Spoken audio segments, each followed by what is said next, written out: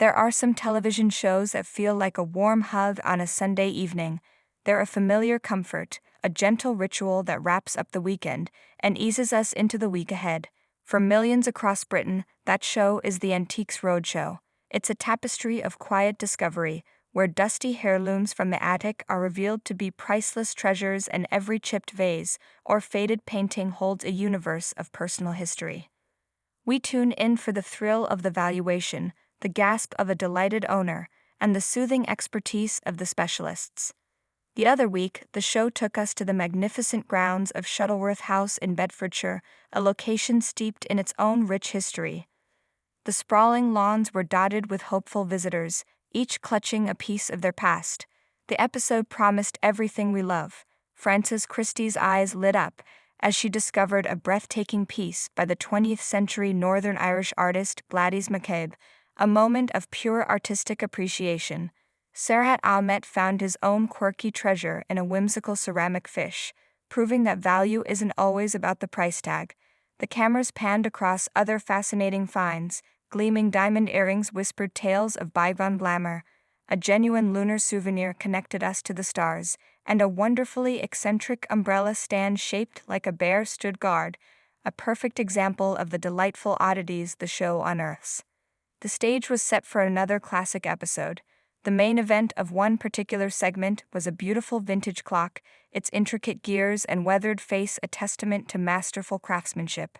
Expert Alastair Chandler, with his calm and reassuring presence, was gently coaxing the story from its owner. He leaned in, examining the clock with a practiced eye, his voice a soft murmur as he delved into its provenance.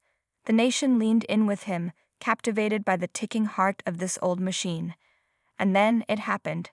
It started as a flicker in the periphery, a shape just over Alastair's shoulder.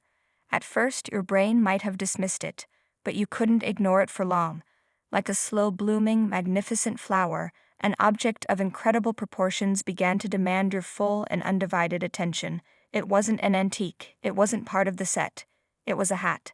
But to call it a mere hat feels like calling the Grand Canyon a ditch. Perched atop the head of a woman standing in the crowd was a creation of such spectacular size and structure that it seemed to defy gravity. It was a wide-brimmed wonder, an architectural marvel of millinery that cast its own significant shadow over the Bedfordshire lawn. She stood with a quiet, stoic grace, seemingly oblivious to the sartorial shockwave she was emitting, an enigmatic figure letting her headwear do all the talking. As Alastair continued his thoughtful appraisal of the clock, a quiet battle for dominance was being waged on television screens across the country.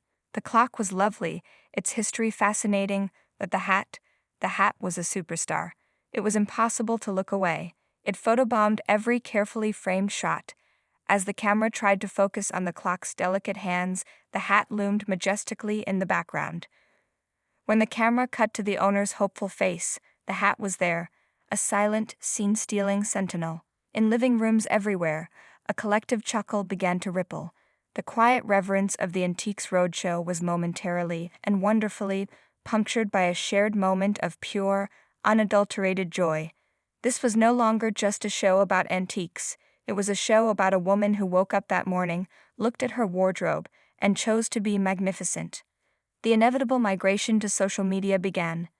X, formerly Twitter, lit up as viewers rushed to share their delight and confirm they weren't the only ones completely captivated. The commentary was a masterclass in British wit and warmth.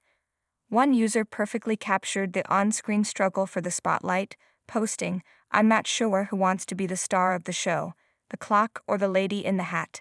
#Antiques Roadshow." It was a duel for the ages, and the hat was winning by a landslide. The jokes came thick and fast, each one a testament to the nation's affection for this unexpected icon. One person hilariously quipped, at BBC_a roadshow young lady sporting her everyday, popping down to Aldi headwear on tonight's show #Antiques Roadshow. The comment was perfect, beautifully illustrating the glorious absurdity of seeing such a glamorous, ascot-worthy piece of fashion in the casual, hopeful crowd of an antique appraisal.